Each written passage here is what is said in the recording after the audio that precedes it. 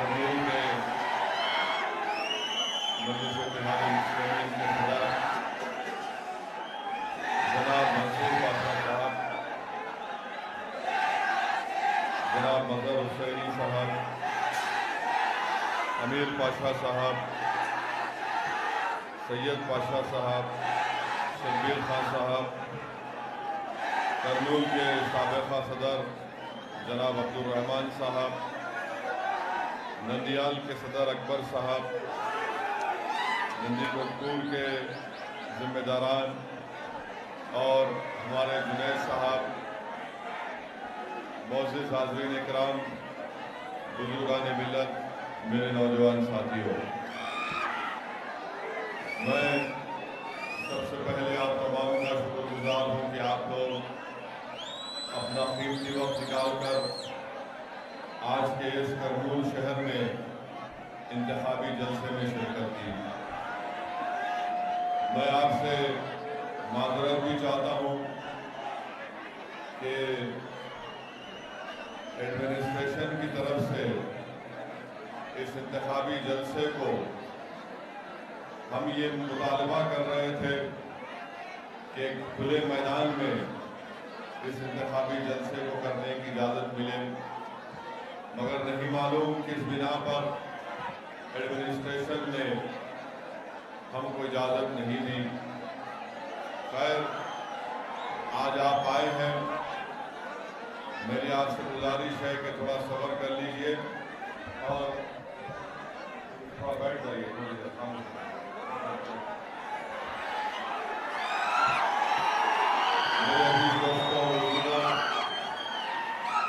सबसे पहले मैं आपको बताना चाहूँगा कि कर्नूल के बल्दी इंतखाबात में मजलिस-ए-इत्तेहाद मुस्लिमीन के 7 उम्मीदवार हैं। जनाब फिरोज साहब वार्ड नंबर 2 से हैं, जावेद साहब 6 नंबर वार्ड से हैं,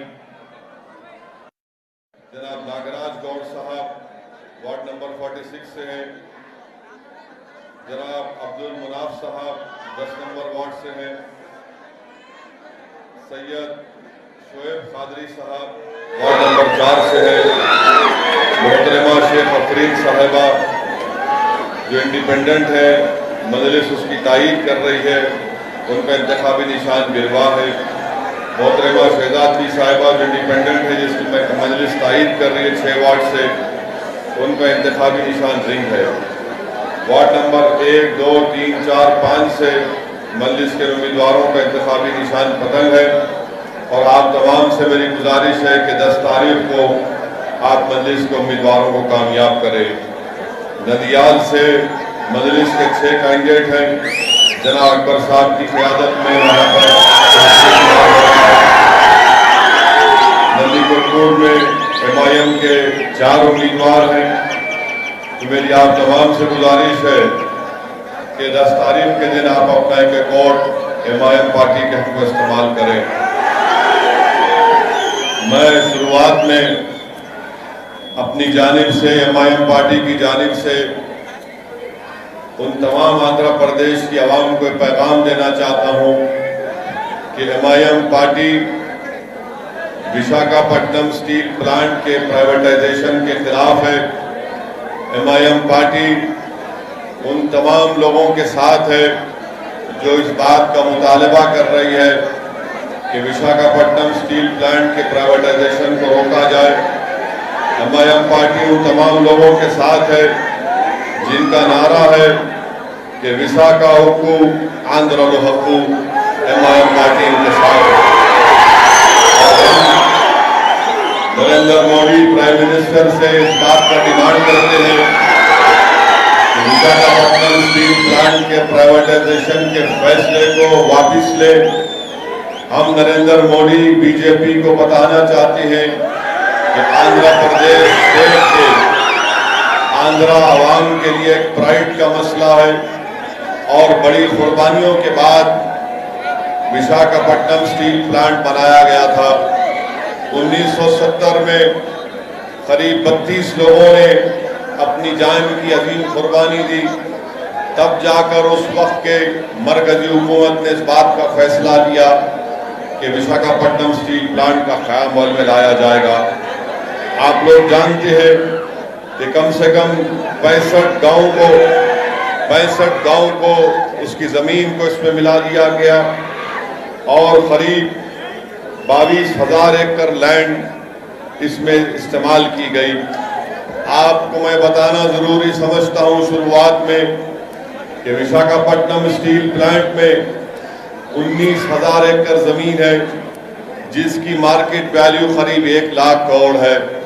मैं ये बात समझने से कासिर हूँ कि भारत के प्रधानमंत्री आखिर क्यों विशाखापट्टनम स्टील प्लांट को प्राइवेटाइज करना चाहते हैं। क्या भारत सरकार के पास, क्या मोदी गवर्नमेंट के पास पैसे नहीं है कि वो विशाखापट्टनम स्टील प्लांट को दोबारा स्टार्ट करवाए? क्या नरेंद्र मोदी 20,000 लोगों को बेरोजगार करना चाहते हैं? नरेंद्र मोदी की सरकार ने 6.5 साल में जनता को वादा किया था कि हर साल 1 करोड़ लोगों को नौकरियां देंगे, मगर नौकरी नहीं दी। भारत के गरीब आवाम और नौजवान उनका मुकद्दर बेरोजगार बनाकर रख दिया उनको। आज ये सरकार विशाखापट्टनम स्टील प्लांट को प्राइवेटाइज करके क्रोनी कैपिटलिज्म की एक बेहतरीन मिसाल यहाँ पर पेश कर रही है। हम करनूल के इंतखाबी जलसे से यहाँ की रियासती हुकूमत के चीफ मिनिस्टर, YSR पार्टी के चीफ मिनिस्टर और भारत के प्राइम मिनिस्टर नरेंद्र मोदी, इन दोनों से हम डिमांड करते हैं कि वाइजाग स्टील प्लांट के प्राइवेटाइजेशन को रोका जाए और हम YSR पार्टी से इस बात का डिमांड करते हैं कि आंध्र प्रदेश की जनता ने इतनी बड़ी तादाद में आपको लोकसभा और असेंबली के इलेक्शन में कामयाब किया। हमारा डिमांड यह है कि यहाँ के चीफ मिनिस्टर अपना सिर्फ खत लिखकर मोदी से अपने गम का इजहार ना करें, बल्कि हम चीफ मिनिस्टर आंध्र प्रदेश से ये मुतालबा करते हैं कि वो आंध्र प्रदेश की जनता के मिजाज को समझें और रोड पर निकल कर आकर बीजेपी नरेंद्र मोदी सरकार के खिलाफ एहतजाज करें। MIM पार्टी भी उनका साथ देगी वाइजाग स्टील प्लांट को।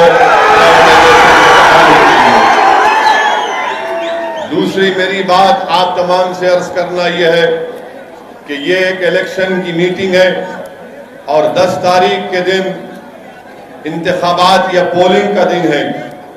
मैं आपको ये बात बताना जरूरी समझता हूं मेरे भाई कि MIM पार्टी ने 2019 के असेंबली और पार्लियामेंट के इलेक्शन में हमने आप तमाम से अपील की थी कि आप इस इलेक्शन में TDP और BJP के खिलाफ वोट दीजिए। हमने आपसे अपील किया था कि आप असेंबली और पार्लियामेंट के इलेक्शन के लिए जगन मोहन रेड्डी का साथ दीजिए। आज ये म्युनिसिपल इलेक्शन है। मैं आपके दरमियान में खड़े होकर आंध्र प्रदेश की आवाम से अपील कर रहा हूं कि जहां कहीं भी MIM पार्टी के कैंडिडेट हैं, आप MIM पार्टी के कैंडिडेट्स को देकर कामयाब करिए। मैं आपका शुक्रिया भी अदा करना चाहूंगा कि आपने MIM पार्टी की अपील पर हमारी बात की आपने लाज रखी और असेंबली और पार्लियामेंट के इलेक्शन में आपने नायडू और मोदी को हराकर यहां पर एक नई पार्टी को बनाया। मैं मजलिस-ए-इत्तेहादुल मुस्लिमीन की जानिब से आप तमाम से अपील करने आया हूं कि 10 तारीख के दिन जहां कहीं भी MIM पार्टी के कैंडिडेट्स हैं या जो उनके ताईदी उम्मीदवार हैं, आप उनके हक में अपने वोट का इस्तेमाल करिए। अधोनी में हो, करनूल में हो, नंदियाल में हो, हिंदूपुर में हो, अनंतपुर में हो, कड़पा में हो या विजयवाड़ा गुंटूर में हो, आप इन तमाम मुकामात पर MIM पार्टी के कैंडिडेट्स को कामयाब और कामरान करिए। मेरी आपसे एक और बात, आपको ये बात रखना था कि ये अजीब बात है कि असेंबली का इलेक्शन आता है तो YSR पार्टी के लोग हमको फोन करके बोलते आप हमारी सपोर्ट करो। पार्लियामेंट का इलेक्शन आता तो आप हमको बोलते। अब म्युनिसिपल इलेक्शन आया तो MIM पार्टी का मीटिंग मैदान में नहीं होना, हिंदूपुर में इलेक्शन क्यों लड़ रहे, अनंतपुर में क्यों लड़ रहे, अधोनी में हमको पब्लिक मीटिंग का परमिशन दिए फिर कैंसिल कर दिए। तो मैं इन लोगों को बताना चाह रहा हूं कि अधोनी में आपने हमको परमिशन नहीं दिया, तो मैंने कहा कि ठीक है, हमारा प्रोग्राम आज अधोनी में जुमे की नमाज के बाद जलसा था, इंतखाबी जलसा, मगर वहां पर बड़े बड़े लोग हैं, मिनिस्टर बनने का ख्वाब देख रहे हैं और अधोनी के आवाम को कह दिया कि मेरे को मिनिस्टर बनना है, असदुद्दीन ओवैसी को अधोनी में जलसा करने नहीं दूंगा। मैं उनको बताऊंगा कि आप मिनिस्टर बन जाओ या चपरासी बन जाओ, मगर एक बात याद रखो, आप मजलिस-ए इत्तेहादुल मुस्लिमीन को रोक नहीं सकते। मजलिस-ए इत्तेहादुल मुस्लिमीन एक असदुद्दीन ओवैसी का नाम नहीं है, ये तमाम लोग असदुद्दीन ओवैसी हैं। तो अगर आप ये समझ रहे हैं, चाहे किसी भी पॉलिटिकल पार्टी का हो, अगर वो ये समझ रहा है कि MIM पार्टी को जलसे नहीं होने देंगे, MIM पार्टी के लोगों को डराएंगे, मेरे भाई डरते होंगे तेलुगु देशम के नायडू वाले, डरते होंगे BJP RSS वाले, हम किसी से नहीं डरते, हम डरते हैं तो सिर्फ अल्लाह से डरते हैं। तो अब क्या हुआ, वहां के अधोनी के जो जिम्मेदार थे YSR पार्टी के, उन्होंने हिमाकत करे, क्या करे, हिमाकत करे, थोड़ा दीवानापन करे। अगर आज मेरा जलसा हो जाता, मैं यहाँ पे आ जाता, मगर उन्होंने हमारा जलसा कैंसिल कराए, हमको चैलेंज करे, तो मैं बोला ठीक है, आज नमाज पढ़ने अधोनी में आऊंगा और कल फिर जलसे में जाऊंगा। तो अब क्या हो गया, 2 बार अधोनी जाना पड़ रहा। अब 2 बार हम शेरवानी वहां पर जाएंगी तो असर रहेगा इंशाअल्लाह। ये समझते नहीं है, मेरे को मिनिस्टर बनना है, हर कोई मिनिस्टर बन रहा नहीं, आप असद साहब को मत बुलाइए, मजलिस को कैंडिडेट मत खड़ा करो। मेरे भाई, किसी MLA को मिनिस्टर बनना है तो मजलिस को मिनिस्टर बनने का शौक नहीं है, मजलिस को लड़ने का शौक है। मजलिस को अगर कोई मिनिस्टर बनता तो बन जाए, हमको इससे कोई परवाह नहीं है, आप बनते जो बनते बन जाओ, मगर हमको हमारा हक मिलना चाहिए, हमारे मसाइल हल होना चाहिए। इसीलिए अगर कोई आके ये बोलेगा कि एक आदमी की मकबूलियत के लिए एक आदमी को मिनिस्टर मिलने वाला है, आप उस बिना पर पूरे गरीबों के मफाद की कुर्बानी दे दो या कॉम्प्रोमाइज कर लो, मेरे भाई ये नहीं हो सकता है। जब तक हम जिंदा रहेंगे सबसे लड़ेंगे इंशाअल्लाह ताला। और हमारी ये जद्दोजहद, हमारी ये लड़ाई अपनी मकबूलियत के लिए, अपनी अना के लिए नहीं है, बल्कि गरीबों को उनका हक दिलाने के लिए। और मजलिस-ए इत्तेहादुल मुस्लिमीन की तारीख है 63 ईयर्स से, 63 साल से मजलिस-ए इत्तेहादुल मुस्लिमीन आवाम की खिदमत करती आ रही है।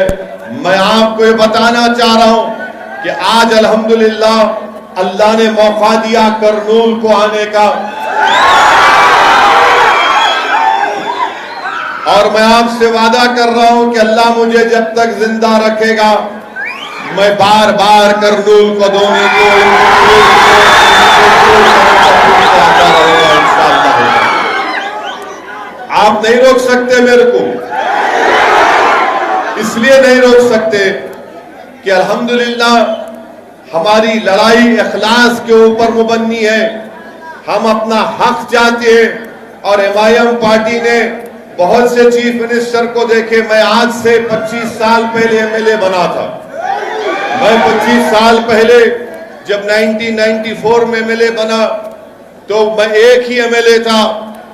उसके बाद जब चीफ मिनिस्टर थे एनटी रामाराव, उनको धोखा दिए चंद्रबाबू नायडू। चंद्रबाबू नायडू 9 साल या जो भी थे, उसके बाद उनको पावर चला गया, साइकिल में हवा कम हो गई। तो वाईएस राजशेखर रेड्डी सीएम बने, हम उनको देखे। वाईएस राजशेखर रेड्डी के हादसे के बाद रोशैया बने चीफ मिनिस्टर, हम उनको देखे। उसके बाद किरण कुमार रेड्डी आए, उन्होंने मंजलिस से झगड़ा करे, उन्होंने अपनी पार्टी बना लिए, पार्टी का निशान चप्पल रखे, चप्पल राज में आई। किरण कुमार रेड्डी चले गए, किरण कुमार रेड्डी चले गए, आंध्रा तो बाइफर्केशन हो गया। यहां पर चंद्रबाबू नायडू बने, 5 साल के बाद उन्होंने घर में बैठ गए, उन्होंने जगनमोहन रेड्डी बन गए। तो अब तक माशाल्लाह से हम लोग 7-8 चीफ मिनिस्टर को देख लिए। आप हमको मत रोको, आप जितना हमको रोकेंगे ना, हम उतना जिद में आते। मजलिस के मुखालिफिन बोलते थे, मजलिस के जितने मुखालिफिन बोलते थे, असदुद्दीन ओवैसी तुम गुजरात को नहीं जाते, तुम मोदी से मिले हुए हैं, गुजरात को नहीं जाते। हम गुजरात को गए नहीं गए ना, गुजरात को गए। अहमदाबाद में खाली 25 दिन की मेहनत हमारे वहां के सदर जनाब साबिर भाई साहब ने, उनकी टीम ने की। 25 दिन की मेहनत में अल्हम्दुलिल्लाह मजलिस के 7 कॉरपोरेटर और अहमदाबाद में कामयाब हुए। गोधरा को पहली मर्तबा जिंदगी में गोधरा गया, 8 कैंडिडेट खड़ा किए, 7 जीते अल्हम्दुलिल्लाह। मोडासा में अगर मैं गलत ना कहूं तो 12 या 13 खड़ा किए, 9 जीत गए। अब मोडासा में leader of opposition MIM party का कांग्रेस को हमसे कम मिले। फिर भरूच में हमारे एक उम्मीदवार को कामयाबी मिली। तो मैं इन लोगों को बताना ये चाह रहा हूं कि हमारे को चैलेंज नहीं करना। तुम चैलेंज करे तो हम चैलेंज कबूल करने तैयार हैं, क्योंकि याद रखो तुम भी इंसान, मैं भी इंसान। तुम आज पावर में, तुम कल नहीं रहेंगे, मैं तो हमेशा रहूंगा इंशाअल्लाह। तो इन लोगों को क्या होता है कि पावर, हम पावर में हैं, हम रूलिंग पार्टी है।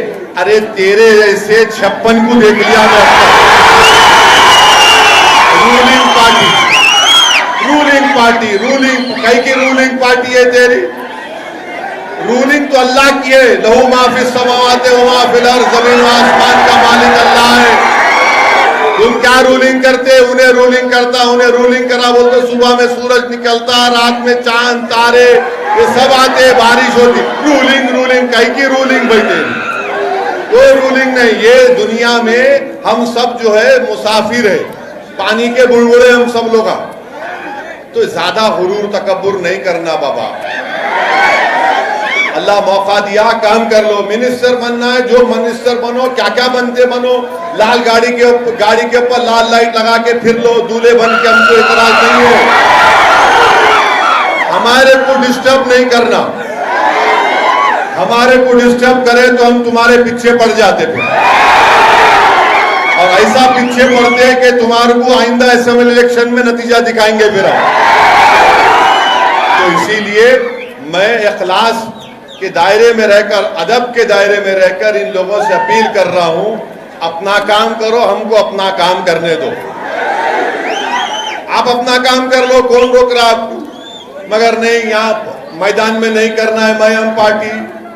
एमआईएम पार्टी को जलसा कैसा देते, आज बंद है। अरे आंध्रा में बंद है, हम भी बंद की तायीद करे, जुनेद भी करे, मंसूर भी करे, सब करे, तायीद करे। मगर ये शाम में बंद होता क्या? मैं हमारे को कोई बोले बड़े लोग, वो गवर्नमेंट के नहीं साहब बंद है, मतलब रात में कुत्ते का पेशाब भी बंद है क्या? रात में वो बंद नहीं होता। कम बोले तुम कुत्ते का पेशाब पियो, पब्लिक पे जाके अपना वोट का मुतालबा करेंगे, पता नहीं इंसान को। बंद, अरे बंद है तो दिन का बंद है। आज मैं जा रहा था अदोनी को, कौन सा गांव था जुनैद? कोटपुर में गाड़ी मारो के देना है ना, तो हमारे को देख के आके बोले साहब 1-2 मिनट आप भी हमारे प्रोटेस्ट पर शामिल हो जाओ। हम बोले ठीक है। बराबर गया मैं, वहां पे कम्युनिस्ट लीडर थे गफूर साहब नाम याद है। गफूर साहब बोले आओ जी तुम आओ, जाके दौलत बोले जरा कौम का नाम अच्छा होता। बोला अच्छी बात है, तो अब्दुल गफूर साहब जाके बोले। तो ये हमारा काम यही है। तो मेरी आपसे गुजारिश ये है कि ये लोगों के बातों में मत आइए। MIM पार्टी के जो करनूल में 7 कैंडिडेट है, जुमला कितने वार्ड आए आप? 35, 33, 30 पे 3 है। हाँ, 30 पे 3 वार्ड में हम खाली 7 लड़े तो इनके पेट में दर्द हो रहा। 30 पे 3 है, 33 वार्ड है। MLA के 33 मालूम है, 52 है मालूम। अब वो उसमें से खाली 7 लड़े तो इनको सांस चढ़ रही। अभी आप क्या करते कि क्या बोलते कि क्या करते? अरे क्या करते? इलेक्शन लड़ने आ रहे, तुम भी वोट मांग रहे, मैं भी वोट मांग रहा हूं। तुम तुम्हारी पार्टी के नाम पे मांग रहे, मैं अपनी पार्टी के नाम पे मांग रहा हूं। मैं इनसे जा कह रहा हूं मैं तुम्हारा भाई हूं, तुम बोल सकते, तुम भाई है बोल के नहीं बोल सकते। करनूल का जहां जहां एक घर आपका घर है, वो मेरा घर भी है। करनूल हो, अदोनी हो, नंदियाल हो, नंदीपुर हो, अनंतपुर हो, हिंदूपुर हो, जहां जहां हमारे कैंडिडेट लड़ रहे, वो घर आपका भी है, मेरा भी है। मैं आपका बेटा हूं, आपका भाई हूं। मेरा हक बनता आपसे वोट का मुतालबा करना, और मैं लड़के आपसे वोट लूंगा, क्योंकि आप मेरे को नहीं दिए तो क्या गैरों को देंगे? तो आपको MIM पार्टी को वोट देने का है। 10 तारीख को जहां पे पतंग का निशान दिखा,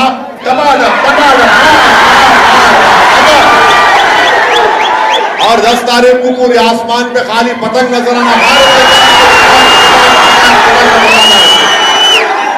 तो मेरी आपसे गुजारिश है कि जब अहमदाबाद में MIM पार्टी को 7 हमारे कैंडिडेट जीत गए, तुम करनूल में 6 नहीं जीता सकते।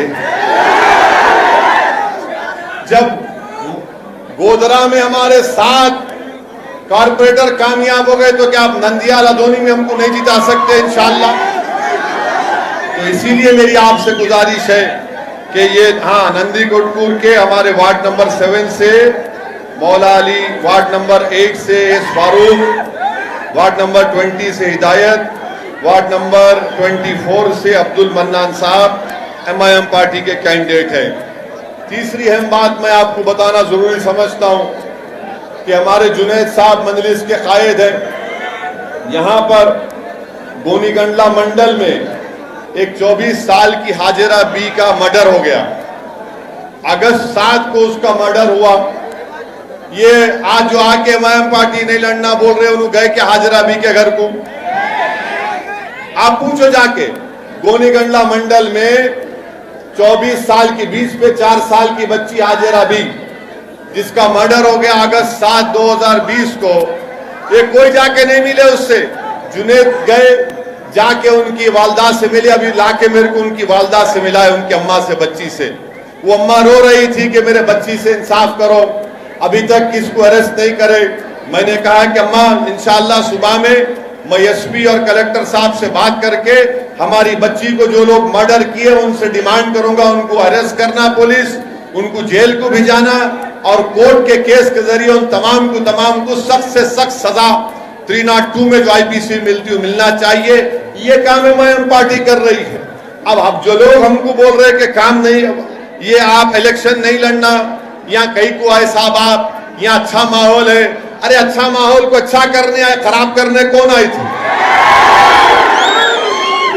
जब CAA का मीटिंग हुई, CAA के खिलाफ, NPR NRC के खिलाफ, तो बड़े मैदान में हुई थी, हजारों की तादाद में आपने शिरकत की थी, हम आए थे। जब आके बाजू बैठना जरूरी था इनको मेरे। बुलाए भी नहीं थे। नहीं नहीं मैं बाजू बैठ, तो मतलब बैठो, हम तो बोल रहे बाजू नो को बैठो, दिल में बैठ जाओ, आके जगह है हमारी। मुस्लिम पर्सनल बोर्ड का जलसा हुआ, ट्रिपल तलाक के खिलाफ पूरे उलमाए कराम आए थे। अल्हम्दुलिल्लाह करनूल के तमाम उलमाए कराम, मशाइखीन, मदरसे के जिम्मेदारान की सरपरस्ती में वो जलसे आम हुआ। आप तमाम ने शिरकत की। तो मेरी अजीज दोस्तों और बुजुर्गों, मैं आपको बता रहा हूं कि करनूल में हो या आंध्र प्रदेश में हो, आपको अपनी एक पॉलिटिकल वॉइस की जरूरत है। आपको अपनी पार्टी के नुमाइंदों को कामयाब करना जरूरी है, ताकि कोई आपके लिए लड़े, ताकि हुकूमत के पास जाकर आपके मसाइल की तर्जुमानी कर सके। मैं आपको ये बात इसलिए बता रहा हूं, अगर आप ये समझेंगे नहीं नहीं असद साहब अच्छी तकरीर करते, हम तकरीर जलसे में आएंगे, सीटी मारेंगे, हा करके चले जाएंगे, ऐसा नहीं है। मैं आपसे अपील कर रहा हूं कि 10 तारीख को आप सुबह सुबह अपने घर से निकलकर अपना एक वोट MIM पार्टी को देंगे। अपनी पार्टी को मजबूत करो। आप ये देख रहे पूरे मुल्क में कैसे हालात हो रहे हैं। जब से बीजेपी की सरकार बनी है, अक्सरियती तबके की जमहूरियत का उसका फरोग दिया जा रहा है। जो मुसलमान हैं, दलित हैं, आदिवासी हैं और जो गरीब बैकवर्ड क्लास के लोग हैं, वो सब लोग फिक्रमंद हैं कि ये मेजॉरिटेरियन फॉर्म ऑफ डेमोक्रेसी की वजह से हमारी आवाज को बंद कर दिया जा रहा है। घुटन महसूस हो रही है।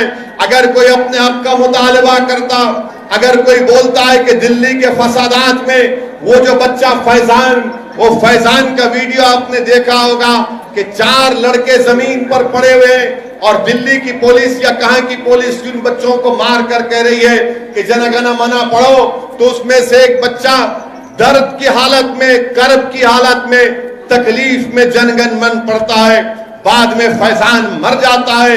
अगर मैं फैजान के मारने वालों को गिरफ्तारी का, उनके अरेस्ट का मुतालबा करता हूं तो एंटी नेशनल करार दिया जाता है। मैं ट्वीट करता हूं तो दिल्ली पुलिस रिप्लाई करके कहती है कि फुला पढ़ लो।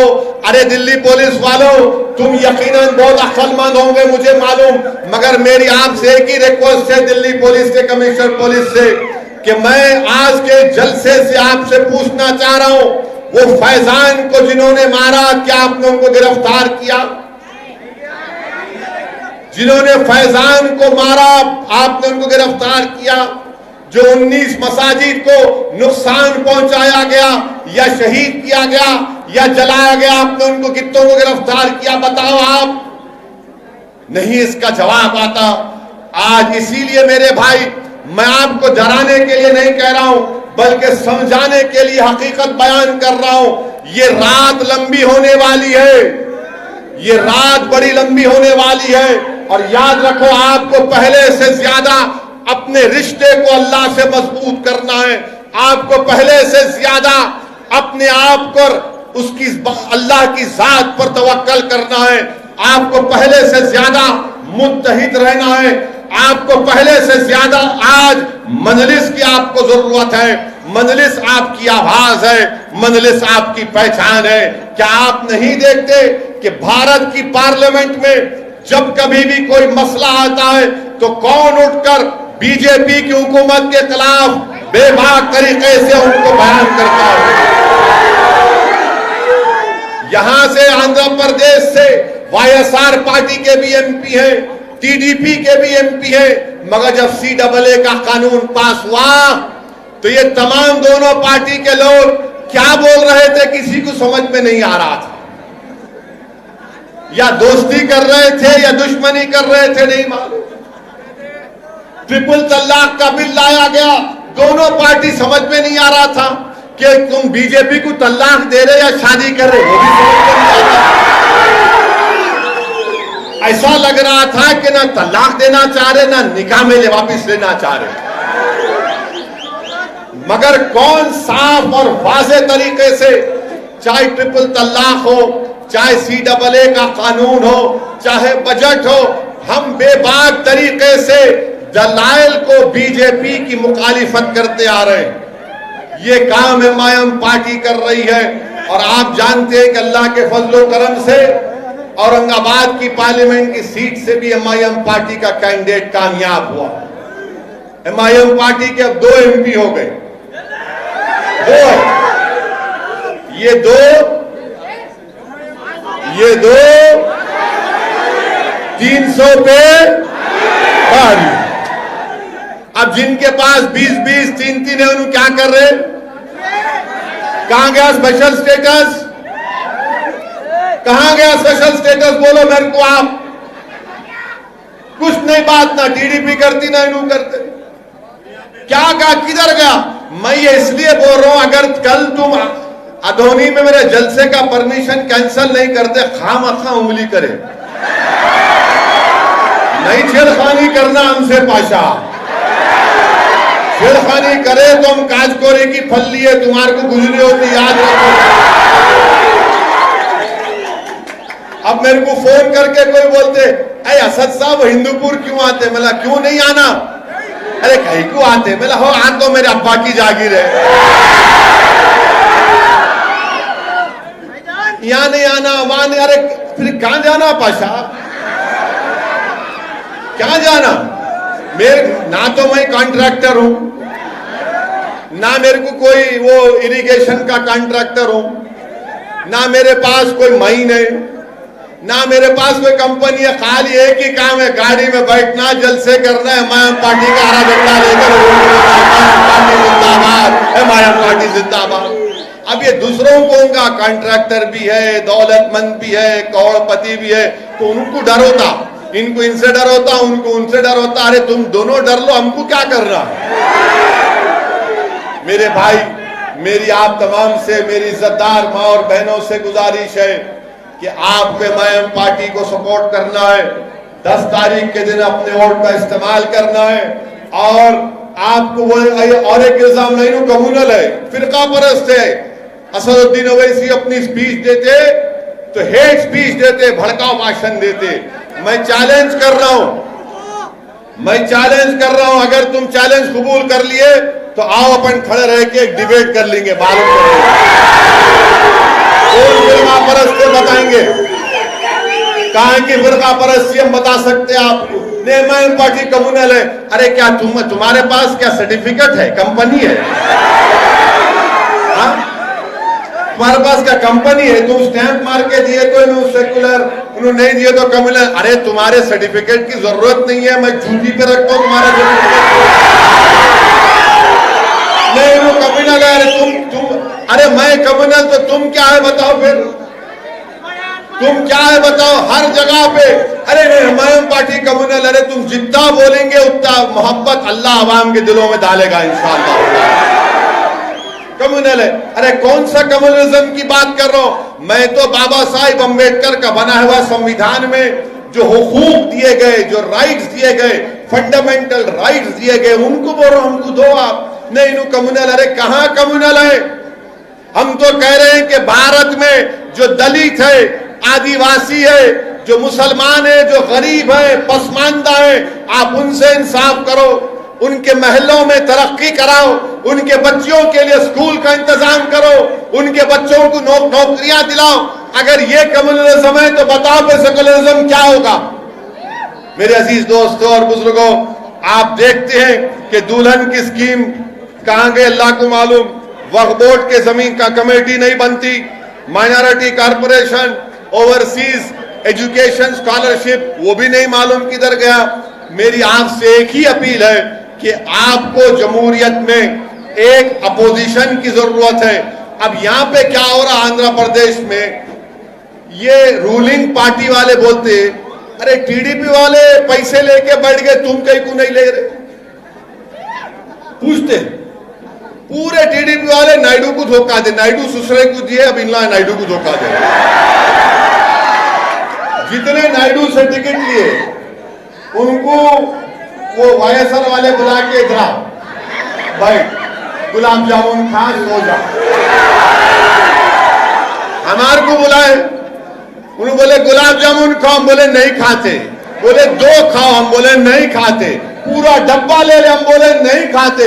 उसको बोले क्या खाते, तो हम बोले हम तुमको खाते।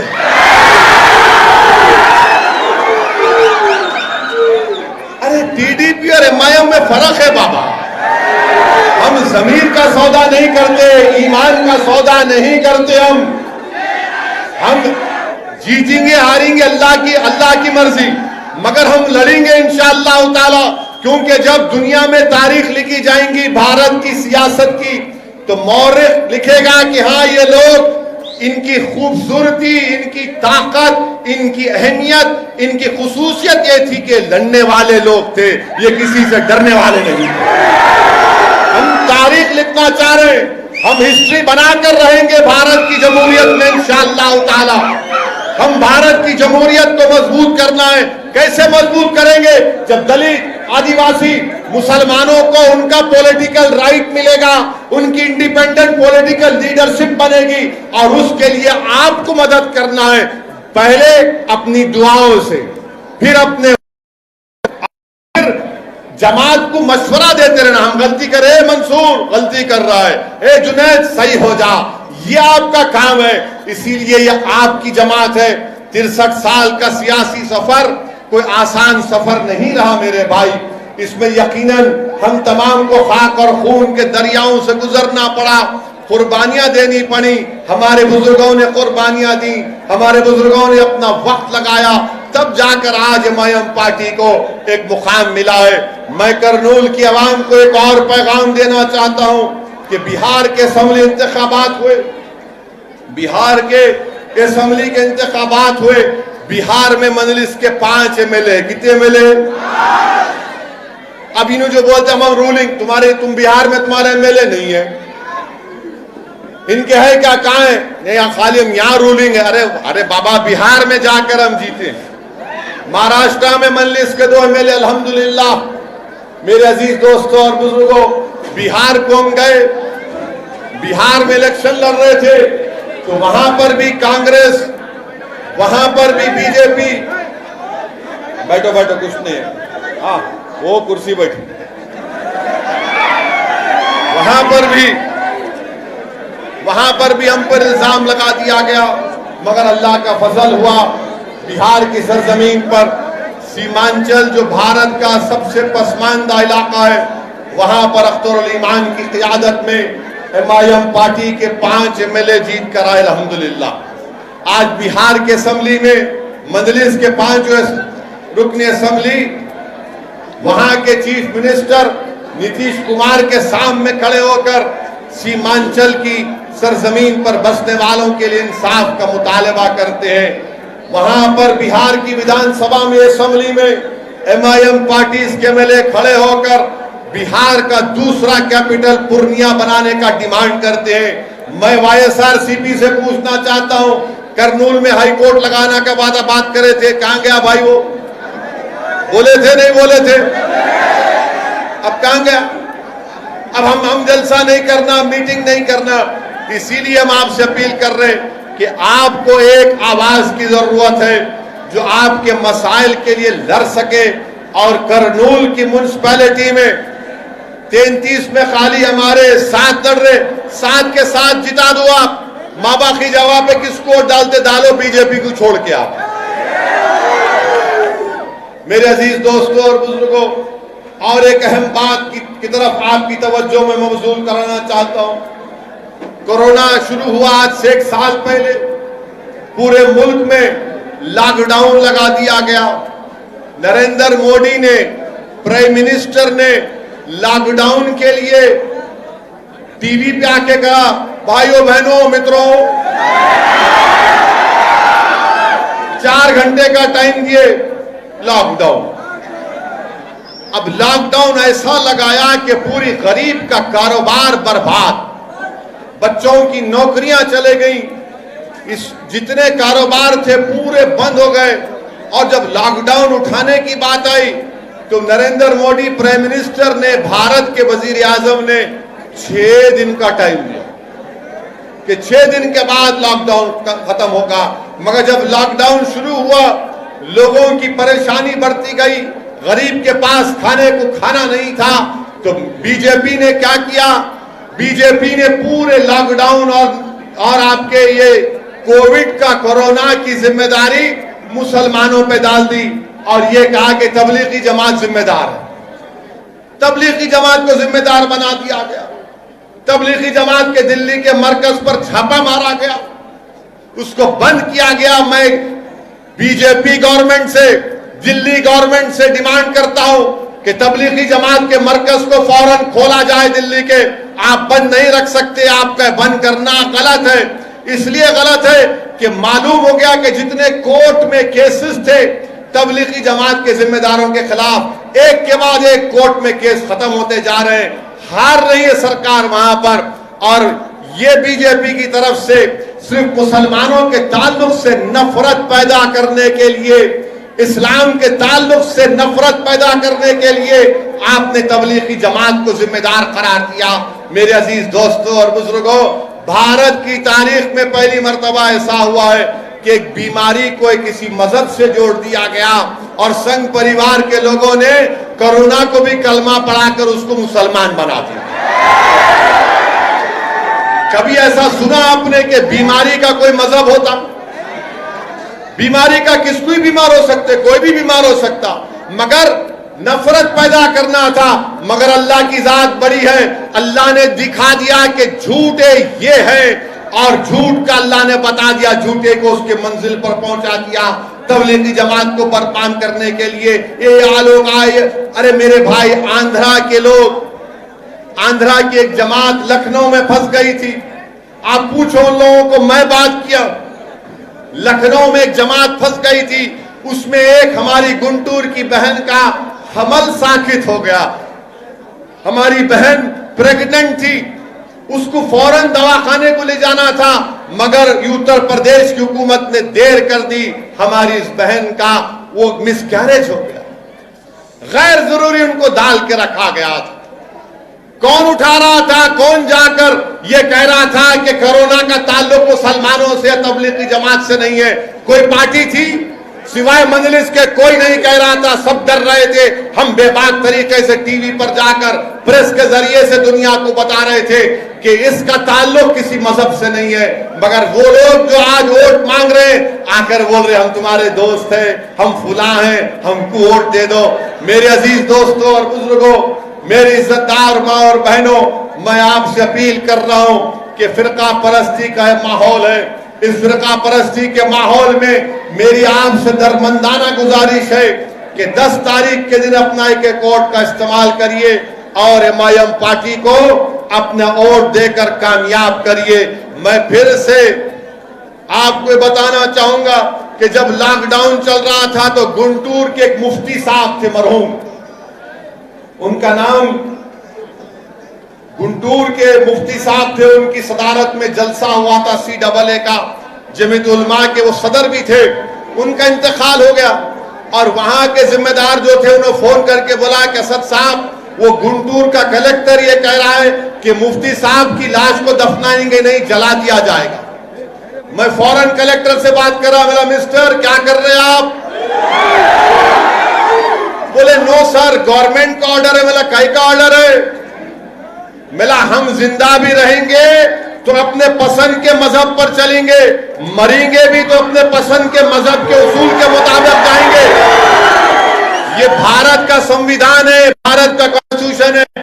फौरन मैंने आपके हमारे वहां के नेल्लूर के जो इंडस्ट्री मिनिस्टर है गौतम रेड्डी को फोन लगाया और उनसे कहा कि भाई साहब, हमने तेलंगाना में गवर्नमेंट से नुमाइंदगी करके जियो आया है, कोई कोविड से मरने वाला मुसलमान हो, हिंदू भाई हो या ईसाई हो या सिख हो, उसका एक हमने प्रोसीजर बनाया और ये प्रोसीजर की गई कि उनकी डेड बॉडी का मुसल दबाने में हैदराबाद के बड़े मुफ्तियों के साथ, जिसमें सैफुल्लाह रहमानी साहब, दूसरे जो जिम्मेदारान जमीयत उलमा के, उन्होंने कहा कि हम कर सकते और प्रोसीजर बनाया कि गवर्नमेंट खुद ले जाकर खानदान 5-6 लोग रहेंगे,